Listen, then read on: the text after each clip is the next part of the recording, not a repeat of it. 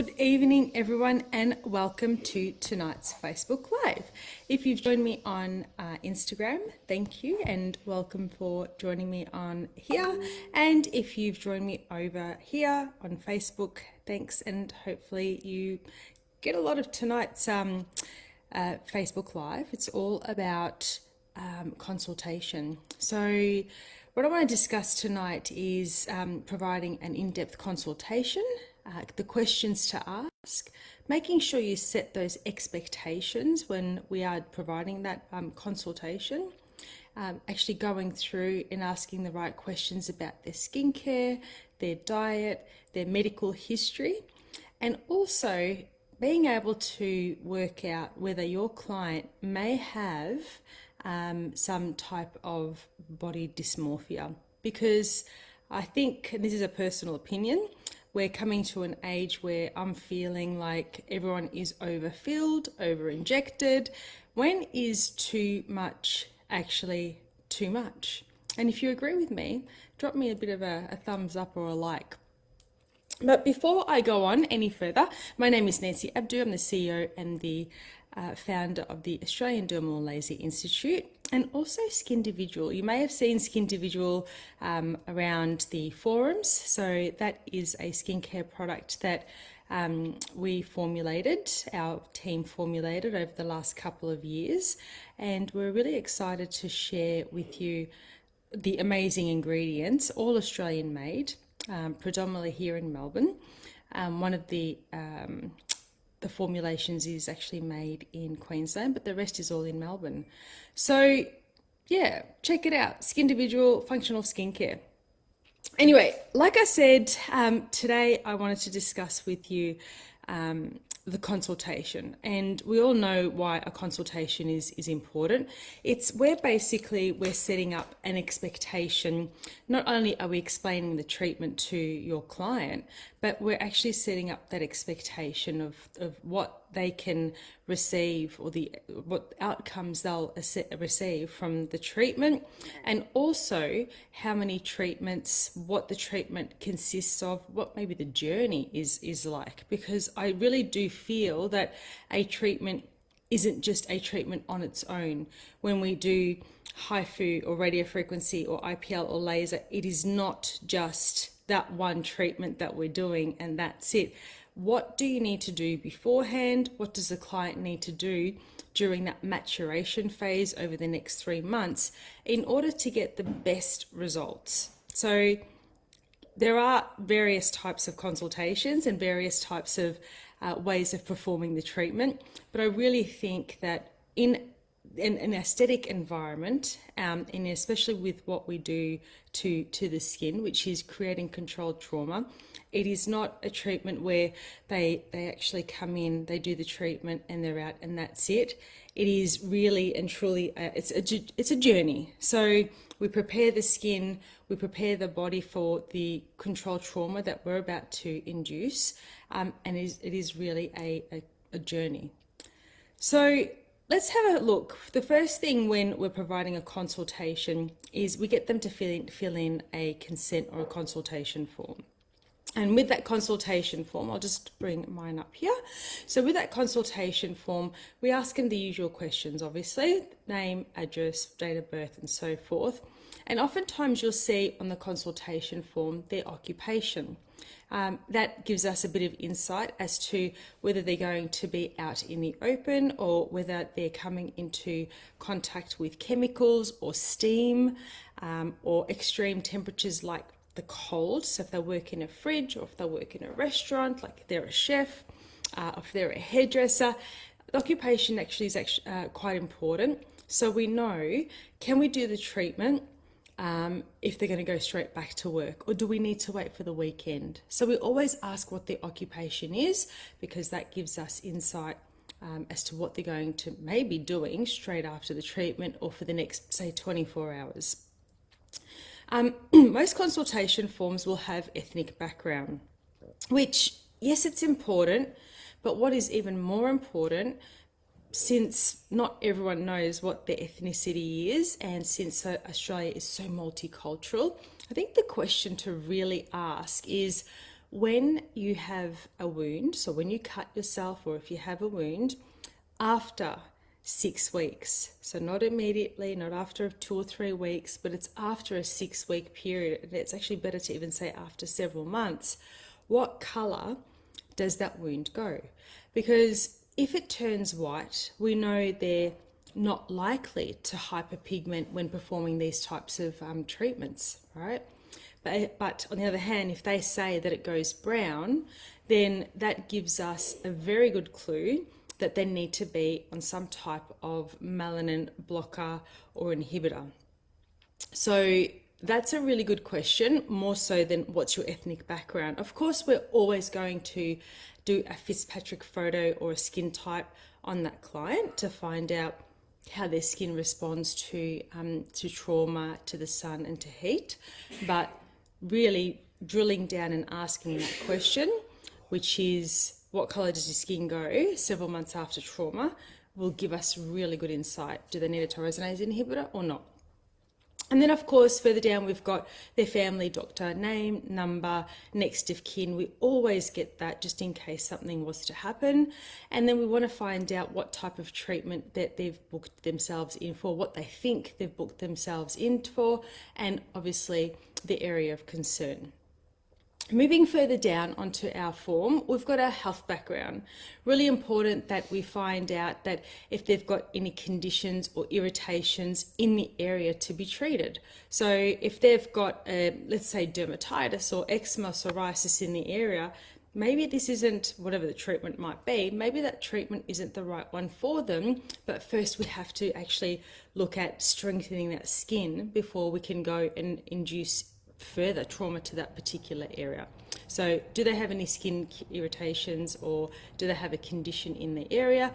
Do they have any current or chronic medical illness, or are they actually seeing a doctor? So are they under a doctor's care? That there in itself is quite important, because we want to know, are they unwell? And if they're unwell, or if they're immunocompromised, or if, let's say, they've just had a cancerous lesion, or if they've had cancer itself, or whatever the reason might be, we need to know what their wound healing capability is going to be like, and is their medication going to impact or affect the actual skin or the treatment outcome. So finding out about their health and their well-being is actually quite important. And the other part to that is their medication. So is their medication going to make their skin sensitive? Is their medication possibly going to reduce the amount of collagen or wound healing that they'll actually end up experiencing after the treatment? So medication, medical history is really important. If they have an illness, or if they're just recovering from cold, flu, we're in winter right now here in Australia anyway. So if they've been unwell, maybe they need to wait until their immune system is strong enough for them to actually have these types of treatments. Otherwise, what's the point? If they're going to be poor at wound healing, they're going to be poor at producing that collagen, which means they're not going to be happy with the results, which means, you've got an unhappy client. So next up is supplementation.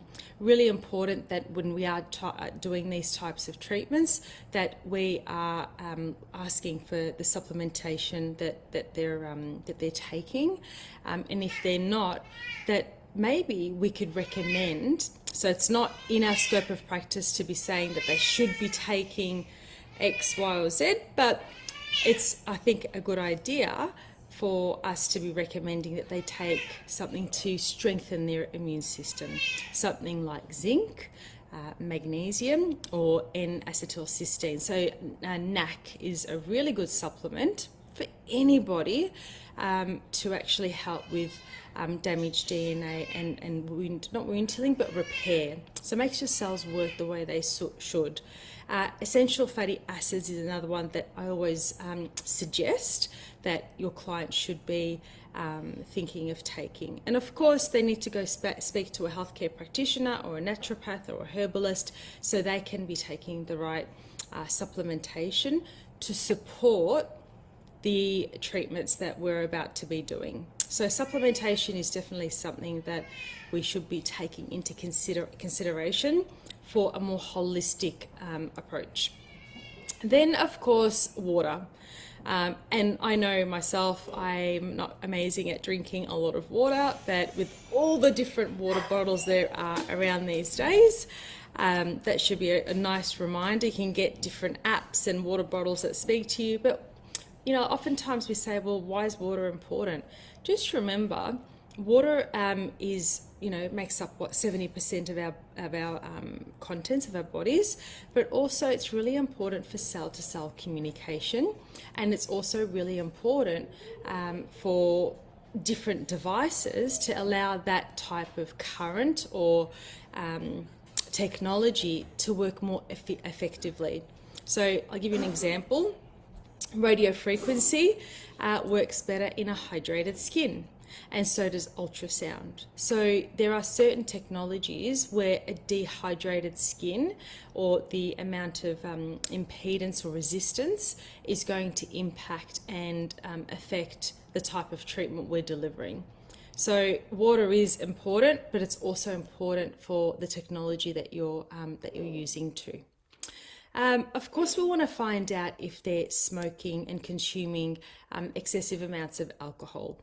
So both of those will actually not disable, but inhibit or hinder the results, because again, it all comes down to wound healing. So smoking definitely is going to constrict our capillaries and actually reduce the amount of oxygen that is traveling throughout our body. It's going to restrict the circulation, and as you all know, blood is essential for those growth factors to lay down or to signal to more regeneration to happen. So smoking and excess amounts of alcohol is not ideal. You can exercise. You can ask them if they exercise. Obviously, any type of exercise that's going to help move your circulatory system and move the blood lymphatic flow is going to help. So exercise is always a good question to ask. And of course, we want to find out if they have any allergies to any of the products that we'll be using. So a little bit of that health background is really important to determine if they're fit and if they're healthy. And then we're wanting to find out if they have had permanent makeup or BB glow or any implants or tattoos. And if so, how is that going to impact or affect the treatment? Or the other way around, how's the treatment going to affect those, the implants or the tattoos or so forth? Botox and dermal fillers we always need to be mindful of, because we don't want to migrate or move the injectables. So you need to find out from their injector what the recommended wait time is. Typically it's anywhere from 2 to 4 weeks. In our consultation, it's really important that we're finding out skincare. What skincare are they using? Are they using any skincare? Skincare is really important because it actually gives us better results. It prepares the skin. Shawnee B, how are you? It actually helps us prepare the skin, strengthen the skin. If we're about to perform a controlled traumatic treatment or an aesthetic treatment, then of course we want to make sure that skin can recover, can bounce back in an efficient manner, that it's not in a state of inflammation for an extended period of time. We know that when skin is inflamed for a longer period of time, the wound healing is actually not as great. And in fact, that we find that there's more scar or chance of scarring, more chance of PIH. So skincare is important for recovery, and also to make sure that the skin has the ability to produce that collagen. So vitamin A and vitamin C alike are really important for the collagen production, and also increasing that circulation in the skin. Vitamin A, in particular retinaldehyde, which is what we use in our Skindividual vitamin A, is one of the best vitamin A's in that doesn't cause photosensitivity, and your clients only need to stop it 1 or 2 days before we do the treatment, unlike some vitamin A's where we're stopping it 5 days, 7 days beforehand. So vitamin A will trick the skin into thinking it's young again. It increases cellular turnover, reduces the sebum in oily skin, helps with pigmentation. It's an antioxidant to fight free radicals. So vitamin A is a must when we are doing these types of treatments in order for the skin to be able to do what it's supposed to do, act young again, right? So same thing with the vitamin C as well. Along with the skincare, when we ask them what they're using, we want to make sure that they are using some type of protector. So whether it's a zinc-based or a chemical-based sunblock or a sunscreen, we want to make sure that they are protecting their skin. And of course, cleansing and the usual hydrating and so forth. But really important that they're on a good vitamin A and C. B would be great as well. So in that section, we do like to ask them under the skincare what they're using and also what treatments they've had previously. So have they had other treatments? How many? And what did they actually get out of those treatments? Did they get anything? Didn't they? Why didn't they get anything? And then we're making a bit more of an informed decision whether we want to be treating that particular client. So next up on any good consultation, you'll have your skin assessment and photography. So you would want to perform a physical examination with your hands. So that way you can touch and feel skin, muscle, if there's any congestions. So definitely on a cleansed skin, we're wanting to do a physical examination. And of course, we're wanting to take photos. How many times have you done a treatment and 6 weeks, actually 6 months later rather, someone has actually said to you, I can't really see a difference. I don't think the treatment's worked. I want my money back. Then you pull out the photo, the before photo, and they're like, oh wow, I didn't realize I was so freckly, wrinkly, saggy, hairy, whatever it might be. So photos in the same light, the same angle, the same position, and the consistency is the key. Photos are really important, not for social media, but as your insurance policy that the treatment is working, or if it's not, that it's not working. And so I think it's evidence for you, or it's evidence is probably a harsh word. It's more monitoring their progress. So making sure we're taking photos, that's really important. And then, of course, we want to discuss the treatment. So we talk about the treatment. We actually ask them what they're wanting to achieve out of the treatment, their expectations, if they have a budget in mind, and also what their pain tolerance is like. Because if we're doing these treatments that we find that their tolerance is pretty low and we want to do fibroblasting or needling, then maybe these treatments isn't for them. So we want to find out what their budget is, and if their budget is, suitable to our particular treatment they're about to do, and what their pain tolerance is like. Are they going to tolerate this pain, or do they need to go to the doctor or the compounding pharmacy to actually get a topical anesthetic? So remember, you can't supply or apply. They need to buy their own and apply their own. And then, of course, in that treatment, in that consultation, we want to then make a recommendation. We want to tell them all about what the treatment is, how many treatments are required, how far apart, the smell, the sensation during the treatment, after the treatment, the risks, the reactions they may potentially experience. And you want to plan out the next 3, 6, 12 months with them, what I call the skin journey. So it's really important we have a plan, and we also talk about post-care. So we want to talk about the 3 stages of wound healing. So we've got inflammation, proliferation, and maturation. Oftentimes these 3 stages are overlooked. We always talk about prepping, but we never talk about post 3 months, 6 months. What do they need to do over the next 3, 6, 12 months to make sure that maturation phase, when collagen is maturing and remodeling, that we're getting those optimal results. Is it LED? Is it skincare? Is it infusing other products that are going to help the production of collagen? So that's going to be really important during that maturation phase. It's oftentimes overlooked, yet it's a really important phase for amazing results. So generally that's takes you anywhere from 30 minutes to 45 minutes to go through. I definitely would be charging for my consultation, and they can redeem it on their first treatment. So if they're, potentially paying their $65 for that half an hour of your time, of your expertise, you may want to give them that $65 off when they come in for that first treatment. So unless they've paid and they're serious about receiving that treatment from you. The last thing I want to speak about before I quickly sign off is body dysmorphia. So, and that's something that I think we're facing more and more.